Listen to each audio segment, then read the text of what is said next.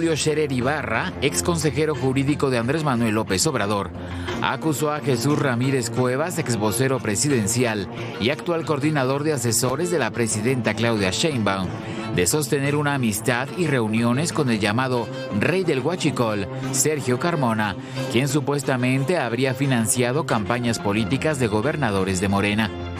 En su libro Ni venganza ni perdón, escrito junto a Jorge Fernández Menéndez, el ex consejero jurídico presidencial afirma que Ramírez Cuevas abrió las puertas del círculo presidencial y así Carmona fue presentado a figuras como Mario Delgado y al propio presidente Andrés Manuel López Obrador. En el libro se indica que Carmona fue un empresario tamaulipeco que no solo construyó un imperio gracias al contrabando de combustibles, sino que también tejió una red de influencias y favores políticos que, según documentos de inteligencia, llegaron hasta las puertas de Palacio Nacional. Se afirma que informes reservados del Estado mexicano ubican a Jesús Ramírez Cuevas en varios encuentros con Carmona antes de su ejecución en 2021 y asegura que en cortes de Nueva York y Texas se investiga actualmente al coordinador de asesores de la presidencia por lavado de dinero y financiamiento electoral. Julio Scherer señala que a través de Jesús Ramírez se habrían facilitado reuniones estratégicas para asegurar apoyos económicos en campañas clave, entre ellas la de su amigo personal, Américo Villarreal, hoy gobernador de Tamaulipas. Se asegura que la cercanía entre Ramírez y Villarreal está documentada. Fotos en redes, actos de campaña y mensajes públicos la respaldan.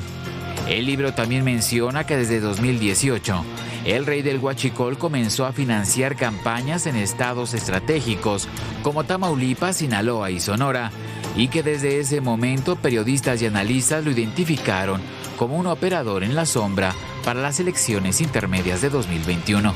En su libro Ni venganza ni perdón, Julio Scherer afirma que mientras las fiscalías estatales en México guardan silencio, en Estados Unidos las pesquisas avanzan y que fuentes del gabinete federal afirman que la presidenta Claudia Sheinbaum conoce estos antecedentes.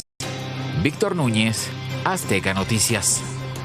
Un hombre embarrado por señalamientos y corrupción. Alicia Salgado, Alicia, ¿cómo estás? ¿Cómo estás, Manuel? Muy buenas noches. Roberto Gil Suárez. Roberto, ¿cómo estás? Hola, muy buenas noches. Muy buenas noches. Alicia. Lili Telles, ¿cómo estás? ¿Qué tal? Muy buenas noches. Muy buenas noches. Pues no son nuevos los señalamientos, cada vez de mayor gravedad, hay que decirlo. Se le acumulan las acusaciones, las corruptelas, los presuntos delitos a Jesús Ramírez.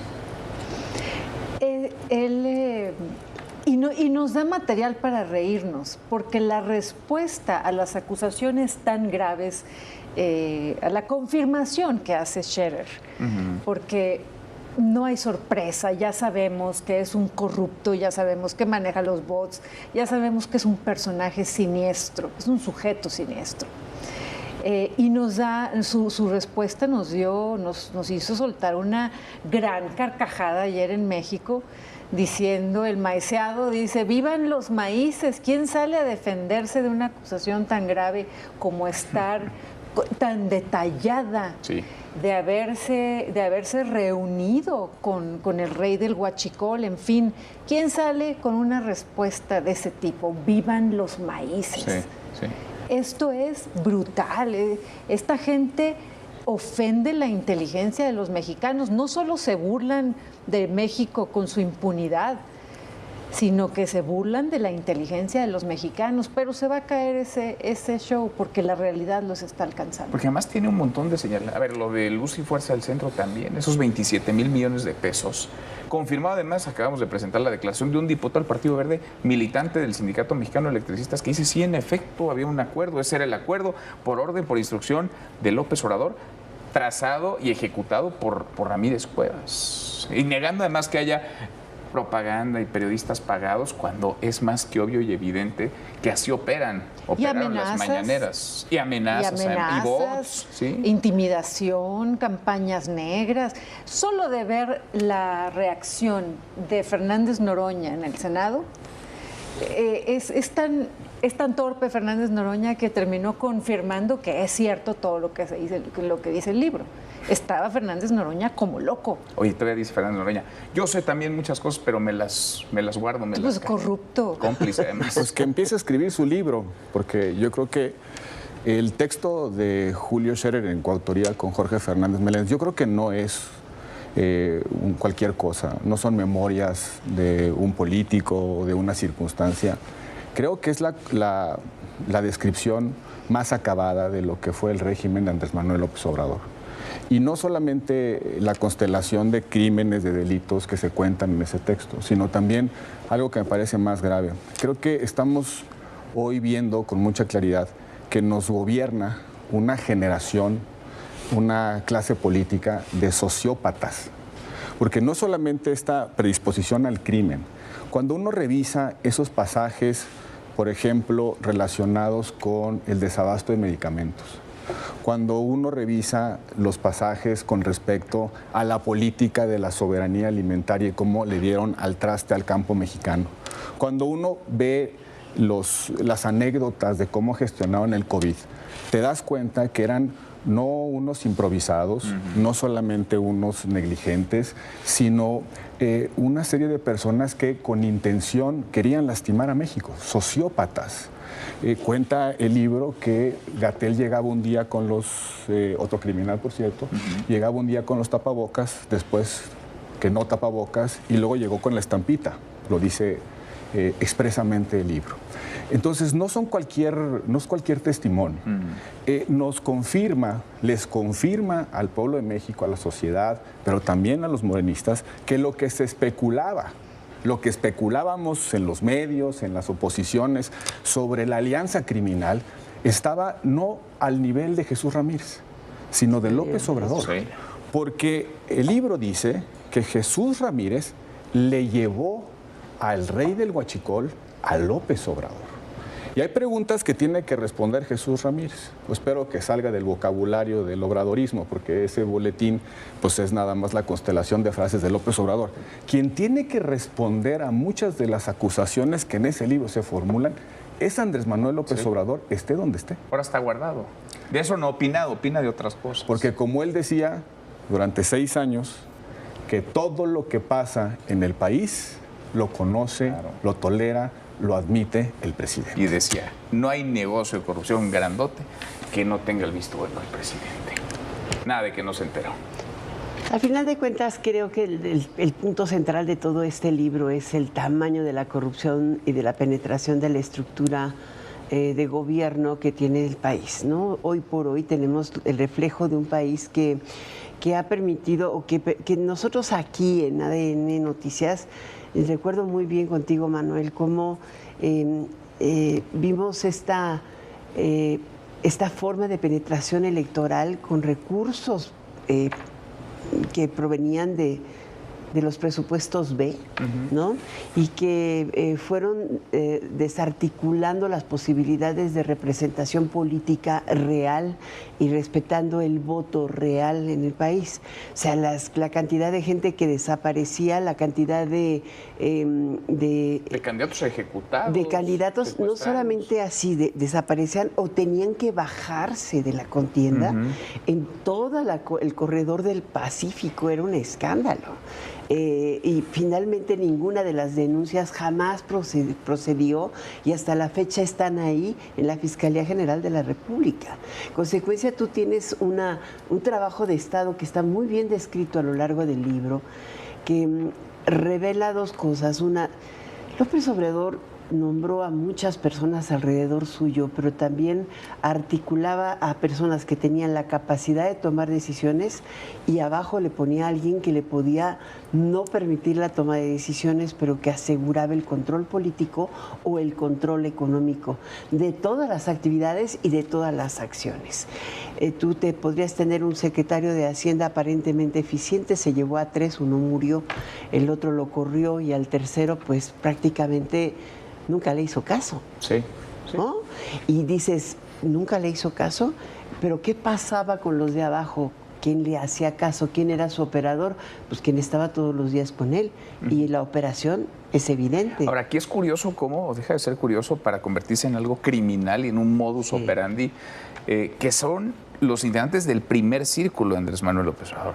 No se trata de alguien que medio trabajaba y estaba cerca o tenía una responsabilidad de Estado en alguna secretaría.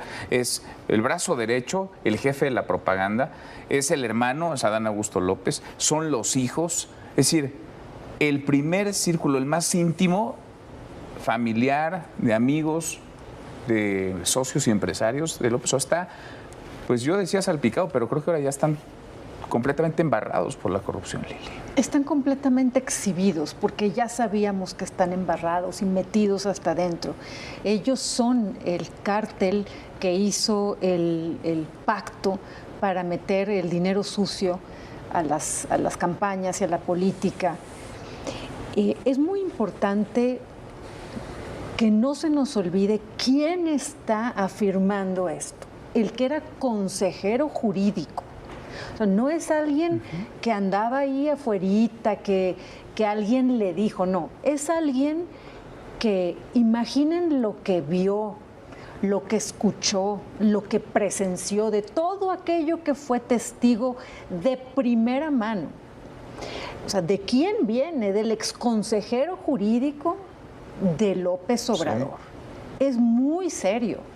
Esto debería haber provocado que de inmediato se separara del cargo y que se iniciara una investigación. Y lo que vimos fue lo contrario, que Sheinbaum salió a tratar de tapar la corrupción ya sin argumentos, ya nada más diciendo que todo es mentira, que todo es un invento. No, no, no. Y hay que irnos antes todavía. En el año 2026, hace ya 6 años, salió información debidamente documentada de que este sujeto, Ramírez Cuevas, había financiado el panfleto aquel Regeneración a través de Empresa Fantasma.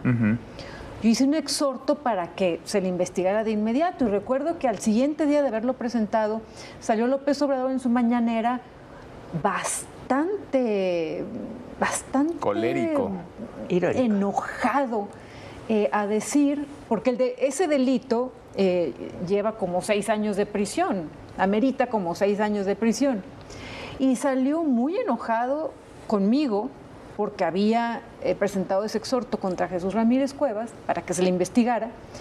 Y salió a decir que no, que por qué yo lo quería meter a la cárcel a Jesús Ramírez Cuevas, pues porque cometió un delito. Y desde entonces, allá son 6 años, yo lo he estado presentando, lo he presentado 6 veces y Morena siempre lo desecha y lo desecha y lo desecha. ¿Para que comparezca?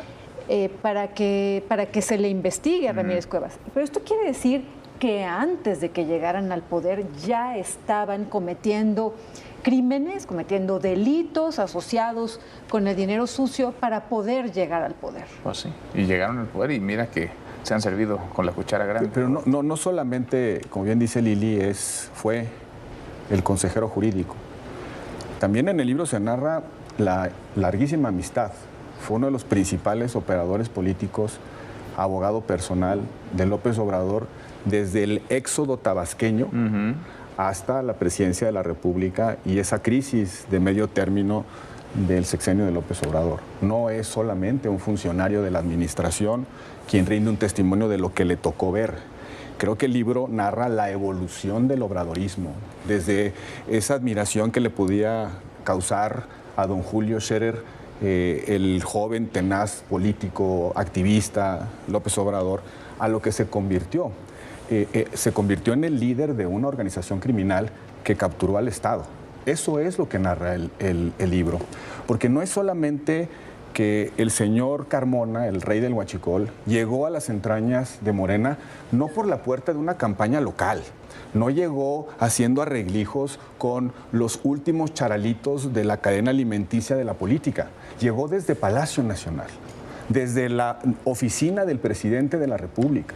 Nos dice también, con testimonios y notas muy claras, técnicamente muy bien descritas, que se robaron 28,000 millones de pesos del pago de unas pensiones fraudulentas a un sindicato para operar campañas, que desde el presupuesto público de comunicación social de la Presidencia de la República se financian los pasquines de Morena y también se financia buena parte del aparato de propaganda de Morena. Eso es un financiamiento ilegal. Claro. Y la consecuencia de tener financiamiento del crimen organizado, de meterle la mano a los recursos públicos y de vincular una red de corrupción, debe ser la pena de muerte de Morena. Debería ser en un país normal la extinción de ese partido. Porque está podrido de origen. Porque está podrido desde sus entrañas.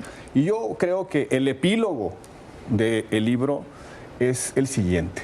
Esta es la mejor descripción o la confirmación, como decía Lili, de la defunción de la supuesta superioridad moral del obradorismo.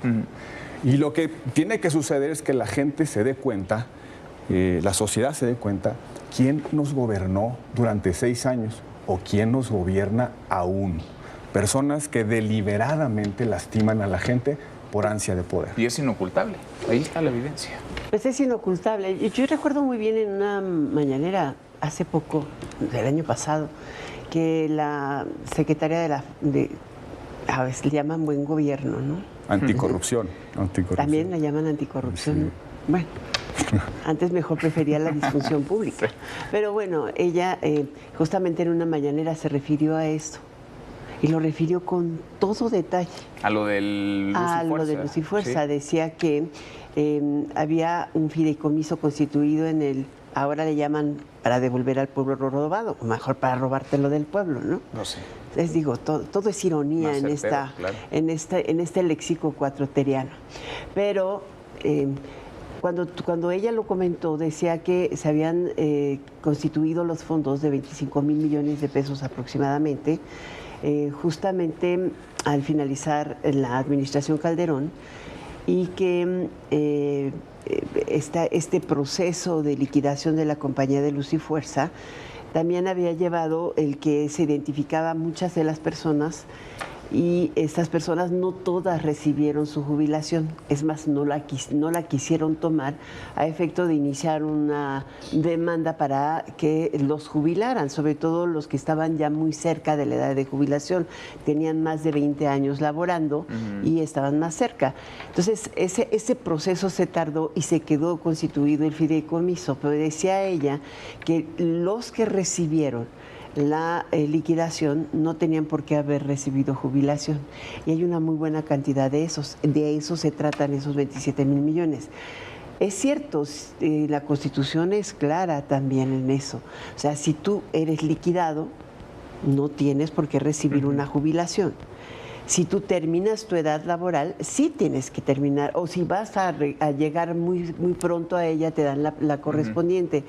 Ahora, el que se utilizaran esos recursos como medio de presupuesto, no sé, ilegal, para financiar campañas políticas, panfletos o campañas contra toda clase de personas, pues simplemente te acuerdas muy bien de lo que pasó. Estas campañas políticas siempre han estado permeadas por todos lados de fraude. ¿Oh, sí? Y ahora, lo que vimos ahora es de hace 3 años para acá fue peor, ¿no? Este hombre tendría que estar 4 años para acá. en el banquillo de los acusados, sentado frente a una autoridad, llamado a declarar al menos ante el cúmulo de abusos y de excesos, de corrupción que está ahí. Por eso llama la atención la respuesta que ha habido en conjunto por parte de Morena, encabezando la presidenta Sheinbaum y luego con sujetos como Fernández Noroña. Los de Morena no están comprometidos en buscar la verdad, están comprometidos nada más en buscar la impunidad para continuar en el poder. Y eso es muy importante que lo vea la gente. Son un grupo que ha construido y consolidado una mafiocracia, son un grupo de mafiosos que tienen el poder y que en lugar de buscar la verdad y el bien para las personas han provocado muerte en el país y han cometido el peor de los delitos, que es utilizar dinero sucio, dinero de los cárteles para llegar al poder. Este libro viene a confirmar, a traer una prueba más, y luego se quejan en el gobierno de que en el gobierno de los Estados Unidos tienen datos y saben. Pero lo importante es que los mexicanos vean cómo Fernández Noroña a lo que le llama lealtad es al encubrimiento. Y esto parece que es la punta del iceberg, ¿no? De algo mucho más profundo. De algo mucho más profundo, efectivamente. Y ya podemos también anticipar que muchos de los problemas que hoy vive el país, por ejemplo, la crisis del sarampión, se explica por las mismas razones de muchos ejemplos que Julio Scherer pone en su libro. Por la desidia, por el desinterés, por la corrupción, por muchas cosas. Esos problemas que hoy tenemos de violencia se explican por sus pactos. Y creo que lo que habría que preguntarle a la presidenta Sheinbaum es si va a estar también en las páginas de acciones judiciales ese señor, no solamente en libros. Gracias, Roberto. Lili, muchas gracias. Alicia, gracias. Se quedan, por cierto, noches. una charla Viviana Belsazo, Jorge Fernández Menéndez y Julio Scherer Ibarra. Hasta mañana. Pásenla muy bien.